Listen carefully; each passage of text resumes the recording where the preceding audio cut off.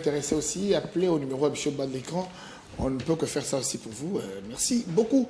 Nova Diamona, on attend. C'est où et c'est quand? Et qu'est-ce qu'on va faire aujourd'hui? Parce que c'est déjà la fête qui a commencé. Merci beaucoup.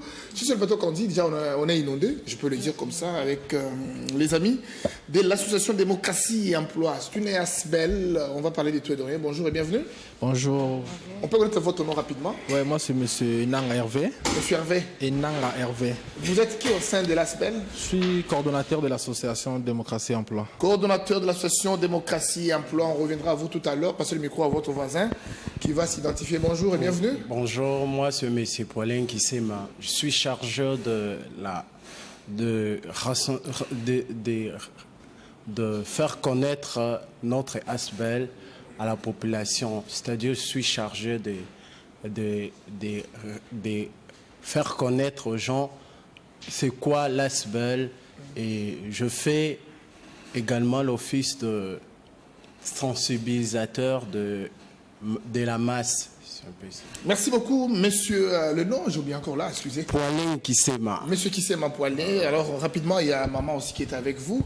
Je pense qu'il doit décidément avoir une fonction au sein de l'ONG. Bonjour. Bonjour. Avancez votre micro. Bonjour, moi c'est Maman Petronelle Ndungi. Maman Petronelle. Oui. Vous êtes qui au sein de l'association? Assistante au sein de l'association. Merci beaucoup. On revient alors à vous, monsieur le coordonnateur Hervé. Parlez-nous de l'ASBEL, Association Démocratie et Emploi. D'abord, il y a quelques mots qui m'attirent. La démocratie, et je vois l'emploi. On se dit c'est l'emploi dans la démocratie ou c'est la démocratie dans l'emploi. Je ne sais pas exactement. Alors, vous nous en parlez un peu. D'abord, Démocratie et Emploi, c'est une ASBEL qui existe bel et bien pour faire savoir aux Congolais le bienfait de la démocratie, leur faire savoir c'est quoi exactement la démocratie, leur dire les avantages et les inconvénients de la démocratie. De l'autre côté, nous avons l'emploi. L'emploi, pourquoi? Nous sommes dans un monde actuellement où il y a un nombre de chômeurs qui grossit au fil des jours. Alors, surtout en République démocratique du Congo, le chômage est à un niveau vraiment très élevé.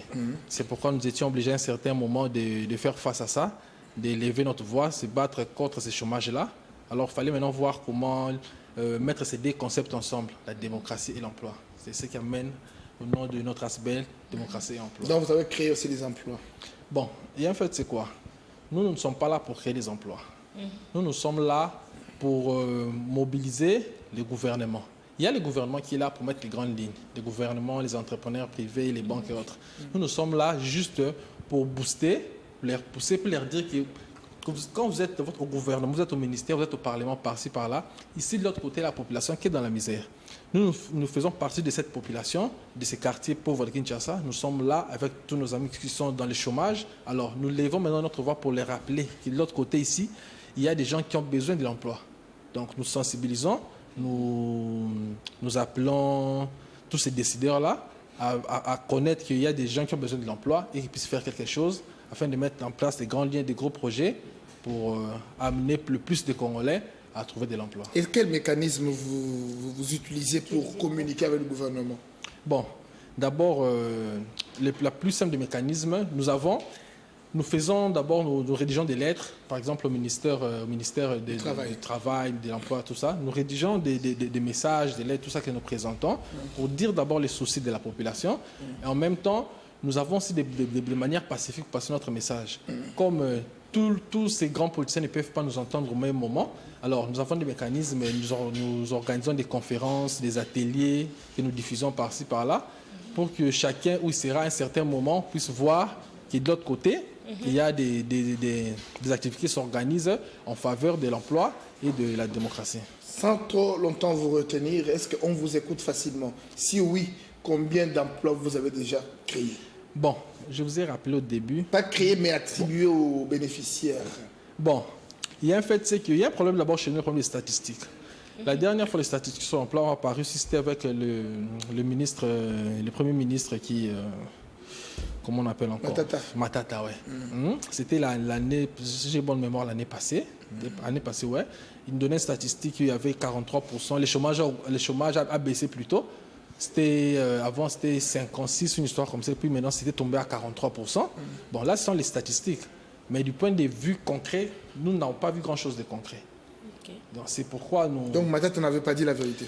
Bon, nous ne sommes pas là pour juger les uns et les on peut autres. le dire parce que tout juste après le départ des Matata, on a trouvé que son bilan était négatif. On n'a pas honte de le dire. Bon, effectivement, du côté bilan, nous vivons tous en République démocratique du Congo. Nous voyons comment la population est dans la misère. Nous voyons comment les Congolais souffrent quotidiennement. Donc, si c'est pour dire cela, je serais peut-être dans votre avis, que vraiment la situation n'a pas beaucoup évolué du côté de la population en général. Et votre structure, là, votre association existe depuis combien de temps? Bon, c'est une association qui existe depuis, je crois, 6 à 7 mois maintenant, parce que nous l'avons lancée officiellement, c'était au mois dans ces 4 mois, au mois d'août, le 26 août 2016. D'accord. Oui, c'est les jours où l'association a vu le jour. Ok, donc... Voilà. Alors, attends, Jean-Rémy, Oui, s'il te plaît. J'aimerais savoir comment vous procédez pour... certainement, vous avez des voies et moyens pour atteindre le gouvernement, les différents ministères, pour leur soumettre ce nombre de personnes qui sont au chômage. Mais dans l'autre sens, comment vous faites pour, je ne sais pas, recruter toutes ces personnes qui ont besoin d'emploi et qui n'en ont pas? Quelles sont les mesures que vous prenez? Comment vous organisez? D'abord, il y a un problème aujourd'hui, c'est qu'il y aura un moment où ces pays sera développé. Comme le ministre Matata disait toujours, sera un pays émergent. En ce moment-là, on n'aura plus à faire trop d'exercices. C'est pourquoi aujourd'hui, quand on lit démocratie et emploi, ça veut dire quoi concrètement? Nous avons compris que nous sommes dans la démocratie. La démocratie s'exprime généralement par les élections. Alors, nous avons essayé de lier ces deux concepts en disant quoi? Nous voulons que, aux prochaines élections, le peuple qui ira pour voter soit un peuple qui travaille, un peuple qui a de l'emploi. Dans notre vision, c'est celui-là. Que, avec les élections prochaines, nous ne puissions plus mettre à la tête du pays, nous ne puissions plus mettre à la tête du pays des gigolos ou toutes sortes de personnes incompétentes, tout ça.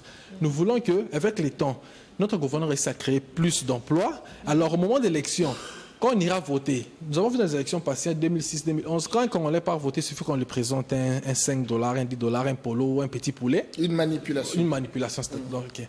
Vous voyez que la personne ne part plus voter plus avec sincérité, mais vote par rapport à la personne qui l'a donné un petit rien. Ok. Alors nous ne voulons plus de cela. C'est pourquoi quand les Congolais auront de l'emploi, les Congolais auront leur boulot, ils seront indépendants même du niveau de l'esprit. Donc ils iront voter des hommes compétents, des hommes qui auront de grandes capacités, et que ces hommes-là, qui prendront le pouvoir, ce sont ces hommes-là qui vont maintenant changer ces pays. On arrivera à ce que Kabila Père disait, le fait Mouzé disait, mettre l'homme qu'il faut à la place qu'il faut. Monsieur le coordonnateur, nous n'aurons pas beaucoup de temps malheureusement, monsieur Hervé. Mais avant de passer le micro à nos amis qui sont de l'autre côté, rapidement, je touche l'actualité. L'actualité, c'est d'abord la reprise des pourparlers de la Cinco avec l'arrangement particulier. Où est-ce que nous en sommes? Déjà, avec le décès aussi d'Etienne Tshisekedi au Moulumba, qui pose problème maintenant. Dans notre temps, le gouvernement a donné un programme d'organisation des obsèques pendant que l'UDPS rejette tout et pose des préalables. Je me dis, c'est devenu un parti de préalable en préalable. On dit, mais non, qu'il faudra qu'il y ait une érection d'un mausolée au centre-ville et également que le gouvernement Badi Banga tombe, que le nouveau gouvernement issu de la côte de la Saint-Sylvestre puisse être mis sur pied avant même le rapatriement et l'inhumation du corps. Comment vous réagissez? D'abord, là, pour revenir d'abord sur la mort de notre papa, le décès de notre papa, Etienne Tshisekedi, vraiment... nous avons été très émus le jour où nous avons entendu cette nouvelle. D'ailleurs, personnellement, j'ai eu à passer une nuit au salon sur mon divan.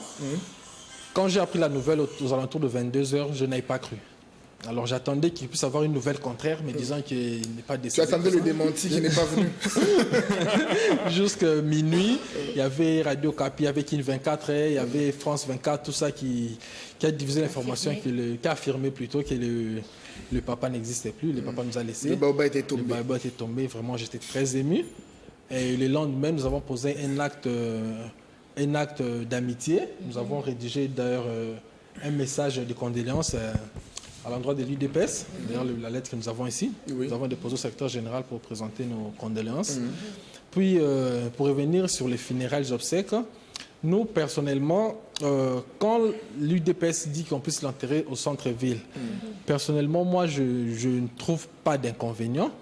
D'ailleurs, dans notre lettre que nous avons rédigée au secrétaire général de l'UDPS, nous avions demandé que M. Etienne Tshisekedi soit inhumé chez lui à la maison.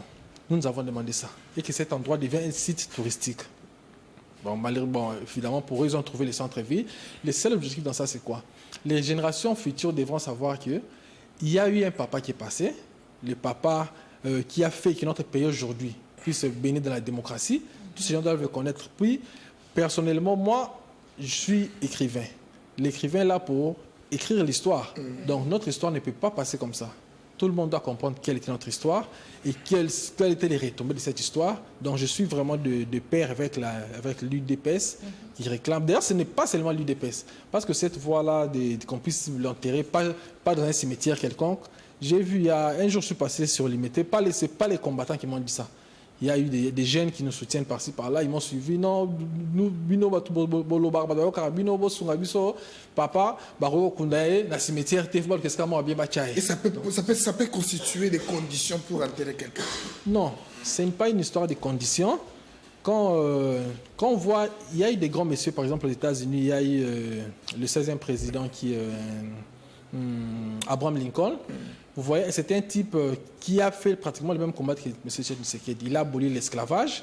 Alors, nous, ici, le papa Tshisekedi aussi, nous met les peuples congolais à un autre niveau de raisonnement, un autre niveau de voir les choses. Donc, nous ne pouvons pas excusez pour les termes, on ne peut pas aller les jeter quelque part. Non, on doit le mettre dans un endroit digne, un endroit où tous les Congolais se un endroit qui le respecte. Qui le respecte. Merci, M. Hervé, le coordonnateur de l'ASBEL, l'Association Démocratie et Emploi. Passez un peu le micro à votre assistante, rapidement, qui va dire un mot, rapidement, parce qu'on n'a pas suffisamment de temps. Dans 2 minutes, c'est la fin de la matinale du 24. Ok. Un message par rapport au fonctionnement de votre association. J'ai choisi les Lingala puisque on insiste sur la démocratie. Ok. Nazolo Belaming Bajen. Puisque Lingala les Maman partout. Oui. Et même dans le pays. Même en Côte d'Ivoire, on voit des Didier Drogba qui parlent Lingala. C'est le démocratie, il faut comprendre que notre démocratie locale, il faut que pouvoir na député, président de la République et tout. Donc il faut tout réclamer, on a des ordres. Il faut tout déborder. Non, ils ont bon côté. Ce qui sont opposés, démocratie la ici pouvoir et peuple, na peuple. Mais ce que tu réclamer, na muto tout tinda qui na malembe, auti na assemblée, aïe quoi yeb que non voilà et pas botinda kinga. Ce qui n'ont pas payé si tu atteindre but toi na terre. C'est ça. Na respect. Ok na respect nyons. Démocratie c'est giboye et c'est giboye. Mais na bitumbate. Na comment na tege notre démocratie ezali vraiment il faut être trop libre non. Muto peut ponaki. Mobeko ils ont protégé pays bisso. D'accord, en réclamant mal on perd quelques droits rapidement. Monsieur le sensibilisateur, un mot. Dans 10 secondes, parce que déjà c'est la fin de la matinale, je vais tout à l'heure sur le journal. Oui, moi je voulais dire que nous voulons que la RDC puisse avoir l'emploi sain. L'emploi qui supporte tout les dépenses du peuple congolais.